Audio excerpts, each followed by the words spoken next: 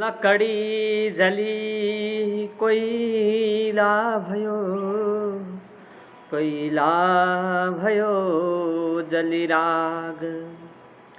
मे अभागी न यसो भयो, न कोइला भयो न राग।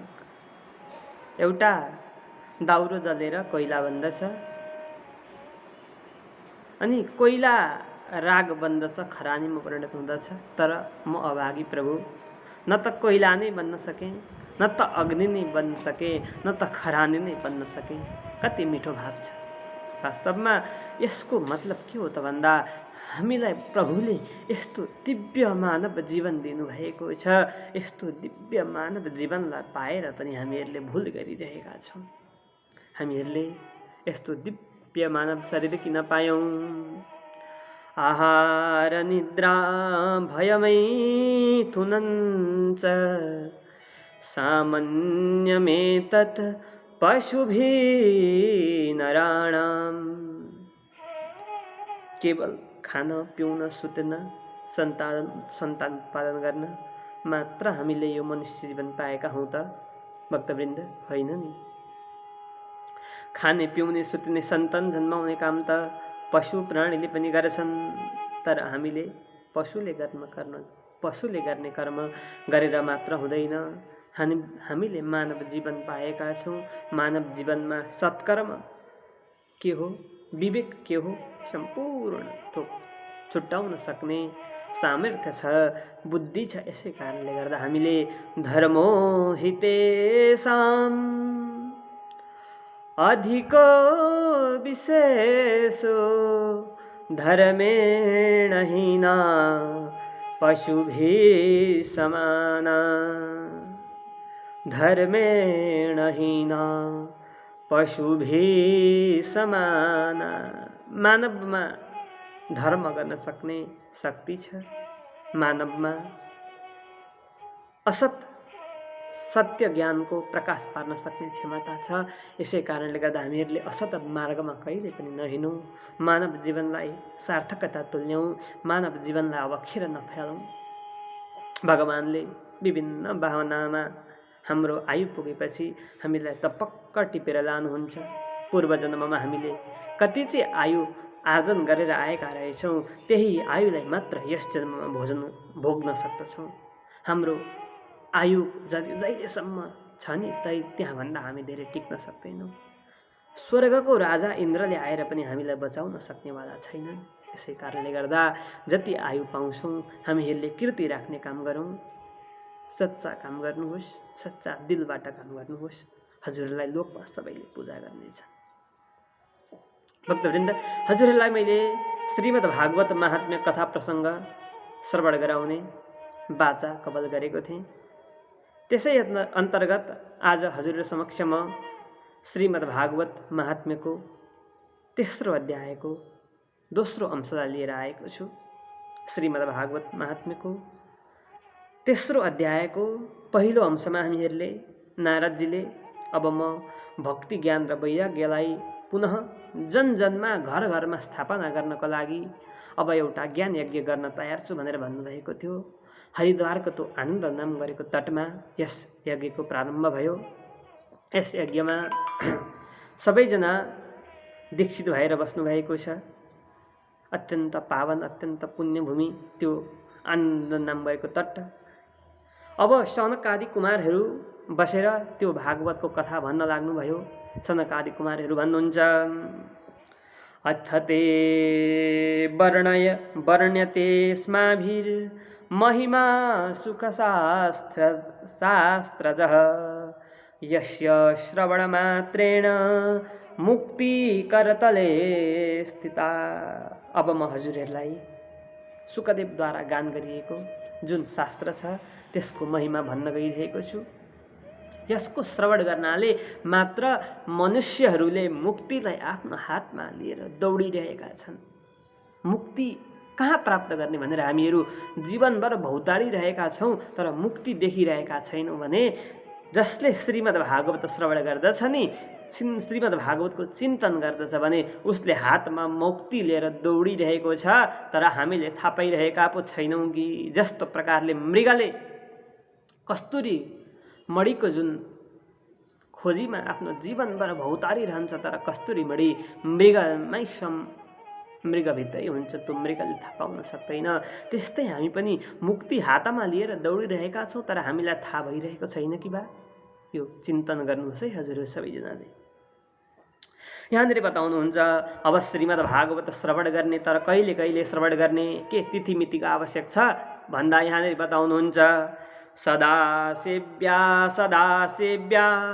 श्रीमद् भागवती कथा यस्याः श्रवणमात्रेण हरिश्चित्तं समाश्रयेत्। श्रीमद् भागवत कथालाई सदा सेव्या सदा सर्वदा पान गर्दा हुन्छ। यसको श्रवण गर्नाले मात्र व्यक्तिहरूको भक्तहरूको हृदयमा आएर भगवान हरिले वास गर्नुहुन्छ। जसको हृदयमा भगवान हरिको वास छ उसले कहिल्यै पनि जीवनमा नराम्रो कर्म गर्न सक्दैन। उसले कहिले पनि जीवनमा दिन दुखीको हेला गर्न सक्दैन। उसले कहिले पनि जीवनमा व्रत आदि भगवानको कथा आदिलाई कहिल्यै छुटाउन सक्दैन। अगाडि गएर बताउनुहुन्छ धेरै शास्त्र छन्, धेरै शास्त्र सुन्नु भने मनमा भ्रम पैदा हुन्छ। एउटा शास्त्रले भन्छ गणेशजीको भजन गर, अर्कोले भन्छ शङ्करको भजन गर, अर्कोले भन्छ भगवान रामको भजन गर। तर यस्तो तरिकाले पनि हुँदैन। यहाँनिर श्रीमद् भागवत बताउनुहुन्छ किं श्रुतैर्बहुभिः शास्त्रैः पुराणैश्च भ्रमावहै एकं भागवतं शास्त्रं मुक्तिदानेन गर्जति। धेरै शास्त्र सुनेर किन मनमा भ्रम पैदा गर्नुहुन्छ? धेरै शास्त्र सुन्नु त पर्छ, तर मनमा भ्रम पैदा हुन सक्छ। यसै कारणले गर्दा धेरै शास्त्र सुन्ने बानीलाई हटाउनु पर्दछ।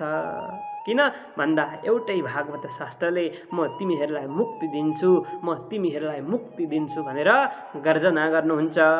यसै कारणले गर्दा धेरै शास्त्र सुनेर मनमा भ्रम पैदा गर्नुभन्दा श्रीमद् भागवत सुनेर हामीहरूले आफ्नो कल्याणको बाटोलाई अपनाउनु पर्दछ। भक्त सज्जन अगाडि गएर बताउनुहुन्छ कथा भागवतस्यापि नित्यं भवति यद्गृहे। जुन घरमा नित्य निरन्तर रूपमा श्रीमद् भागवतको कथा हुन्छ भने त्यो घर भनेको घर होइन, त्यो घर भनेको त तीर्थ समान हो। हजुरहरूले अहिले युट्युबको माध्यमद्वारा श्रीमद् भागवतको कथा सुन्दै हुनुहुन्छ। आफ्नो घरमा ठाकुरजीलाई विराजमान गराउनु भएको छ होला। ठाकुरजीको सेवाबाट हजुरहरू निवृत्ति हुनुभयो होला। तुलसीको मोठ छ होला, तुलसीको सेवा गर्नुहुन्छ होला। हजुरबा हजुरआमा हुनुहुन्छ होला, माता पिताको चरणमा गएर झुक्नुहुन्छ होला, हजुरबा हजुरआमाको चरणमा गएर झुक्नुहुन्छ होला। अनि युट्युबको माध्यमद्वारा आएका विभिन्न कथाहरूलाई सुन्नुहुन्छ होला। अहिले हजुरहरूको घर त्यो घर भएको छैन, त्यो घर त तीर्थ समान भएको छ। यसै कारणले गर्दा जुन घरमा भागवत छ, जुन घरमा भागवतको गान हुन्छ भने त्यो घर भनेको घर होइन, त्यो त तीर्थ हो भनेर श्रीमद् भागवतमा बताइएको छ। यसै कारणले गर्दा प्रत्येक घरमा भागवत राख्नु आवश्यक छ, प्रत्येक घरमा शालिग्रामको सेवा गर्नु आवश्यक छ, प्रत्येक घरमा भोले बाबाको सेवा गर्नु आवश्यक छ, प्रत्येक घरमा सायंकालीन समयमा दीप प्रज्वलन हुनु आवश्यक छ, प्रत्येक घरमा तुलसीको मठ हुनु आवश्यक छ भनेर यस भागवतले सङ्केत गर्दछ। अगाडि गएर बताउनुहुन्छ न गङ्गा न गया काशी पुष्करम न प्रयागकम सुखशास्त्र कथायाश्च फलेन समताम नयेत। हामीहरूले गया जान सकिनौँ, काशी जान सकिनौँ, पुष्कर जान सकिनौँ। पुष्करमा गएर पितृलाई तर्पण पिण्डदान आदि गर्ने ठुलो रहर थियो। गयामा गएर पितृलाई श्राद्ध गर्ने रहर थियो। काशीमा गएर पितृलाई श्राद्ध गर्ने रहर थियो। जानु राम्रो हो, तीर्थमा गएर सक्नुहुन्छ हजुर प्रत्येक तीर्थमा गएर पितृको तर्पण पिण्डदान आदि गर्नु उचित, राम्रो, अत्यन्त धेरै कल्याणकारी हुन्छ। तर हजुरहरूले सक्नु भएन, चाहना गर्नुभएको थियो, लकडाउनले गर्दा सक्नु भएन अथवा धन सम्पत्ति नभएर सक्नु भएन भने अब हजुरहरूले चिन्ता लिनु परेन। त्यो गयामा गएर श्राद्ध गरेको, काशीमा गएर श्राद्ध गरेको फल हजुरहरूले केवल घरमा बसी बसी सुखदेवद्वारा गान गरिएको यो श्रीमद् भागवतलाई श्रवण गरेर सम्पूर्ण फलेन समताम नयेत, ती सम्पूर्ण तीर्थमा गएर दान गरेको, व्रत गरेको फल प्राप्त गर्न सक्नुहुनेछ भनेर श्रीमद् भागवतले गर्जना गर्नुहुन्छ। अगाडि गएर बताउनुहुन्छ श्लोकार्धम श्लोकपादम वा पठित भागवतम चयः नित्यं पुण्यमवाप्नोति राजसूयाश्वमेधयोः।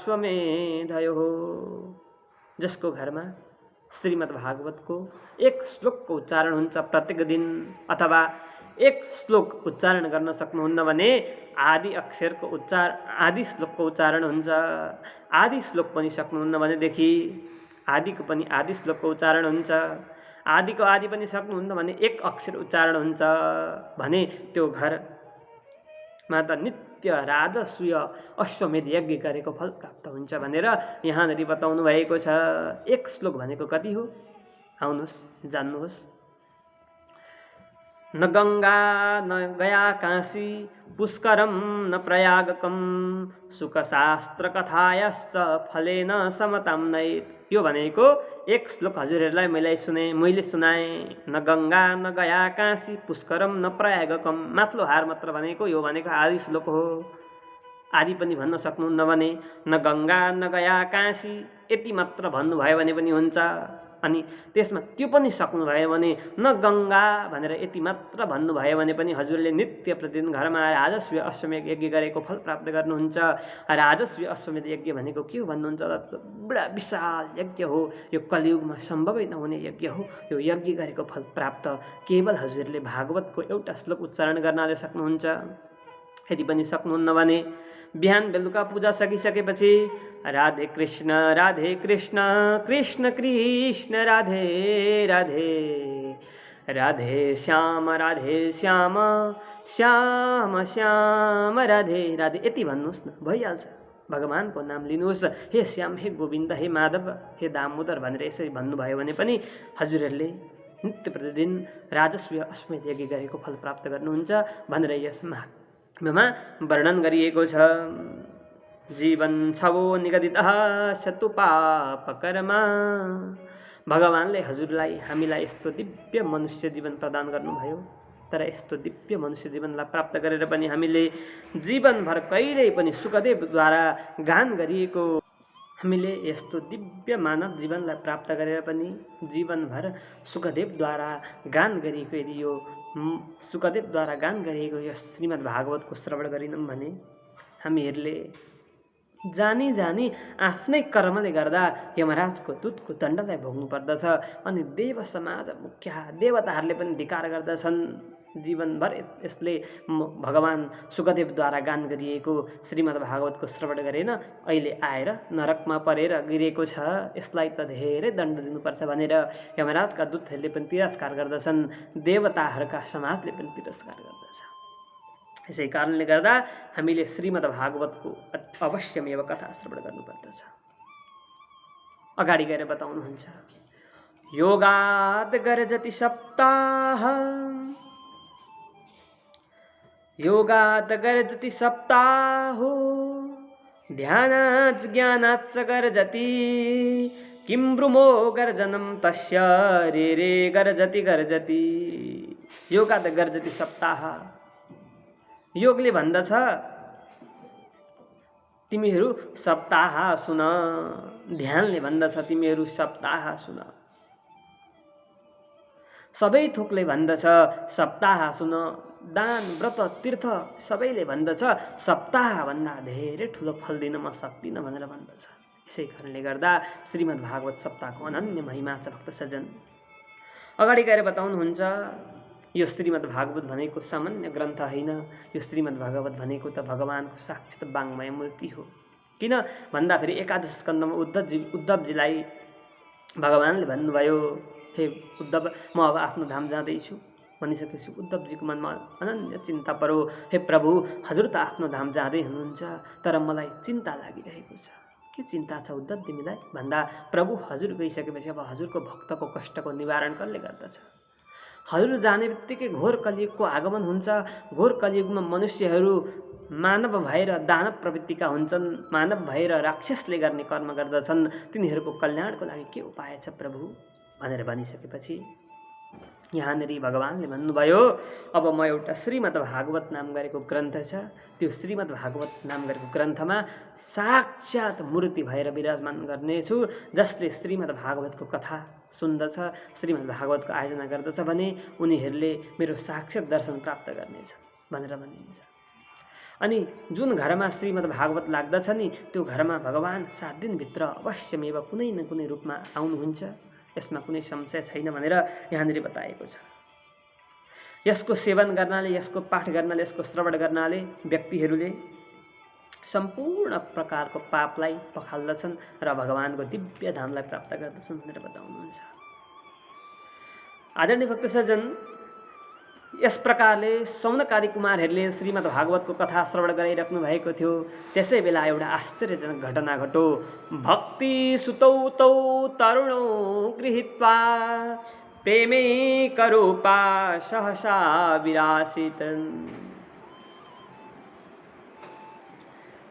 भक्ति त आफ्नो ज्ञान र वैराग्य नाम गरेको छोरालाई लिएर श्रीकृष्ण गोविन्द हरे मुरारे नाथेति नामानि मुहुरु वदन्ति, हे कृष्ण, हे गोविन्द, हे मुरारे भन्दै भन्दै त्यो सनकादि कुमारहरूले कथा लगाएको ठाउँमा आइपुगिन्।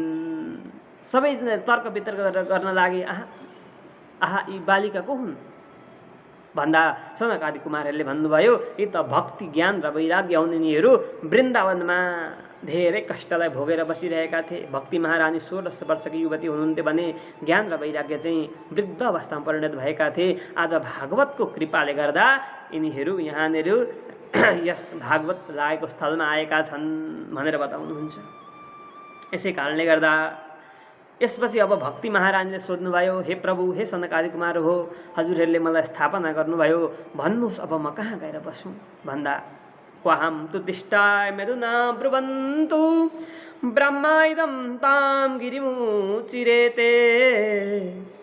भक्ति महारानीले भन्नुभयो, हे सनकादि कुमारहरू हो, हजुरहरूले जुन श्रीमद् भागवतको कथारूपी अमृतलाई पान गराउनु भयो, त्यो कथारूपी अमृतलाई पान गरेर म पुष्ट भएको छु, अब भन्नुहोस् म कहाँ गएर बसौँ भन्दा सनकादि कुमारहरूले भन्नुभयो, तिमी गएर भक्तको हृदयमा बस, जहाँ भागवत लाग्दछ, जहाँ भागवत सुन्न भक्तजनहरू जान्छन्, जहाँ सत्सङ्ग हुन्छ, जहाँ भगवानका भक्त छन्, तिमी गएर ती भगवानका भक्तको हृदयभित्र बस। अगाडि गएर एउटा सुन्दर श्लोक छ, आउनुहोस् यसको महिमा वर्णन गरौँ। सकल भुवन मध्ये निर्धनास्तेऽपि धन्या निवसति हृदयेषां श्री हरेर्भक्तिरेका प्रविशति हृदि तेषां भक्तिसूत्रोपनाद्धः।